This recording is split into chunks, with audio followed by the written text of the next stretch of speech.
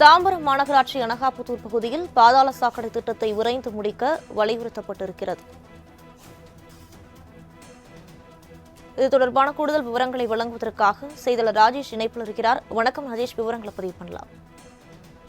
மாநகராட்சி அனகாபுத்தூர் பகுதியில் பல்வேறு பணிகள் நடைபெற்று வருகிறது. இருந்த போதிலும் அந்த பணிகள் என்பது சுணக்கமாக நடைபெறுவதால் பொதுமக்கள் மிகுந்த இன்னலுக்கு ஆளாகி இருக்கிறார்கள்.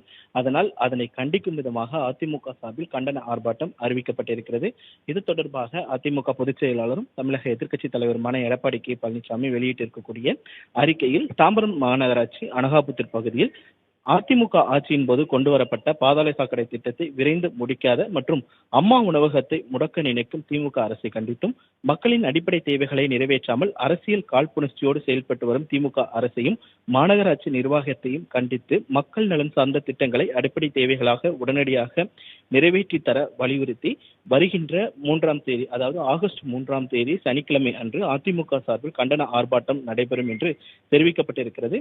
இந்த ஆர்ப்பாட்டத்திற்கு அதிமுகவின் மகளிர் அணி செயலாளரும் முன்னாள் அமைச்சருமான வளர்மதி தலைமையில் இந்த ஆர்ப்பாட்டம் நடைபெறும் என்று அதிமுக சார்பில் வெளியிடப்பட்டிருக்கக்கூடிய அந்த அறிக்கையில் தெரிவிக்கப்பட்டிருக்கிறது. விரிவான விவரங்களுக்கு நன்றி ராஜேஷ்.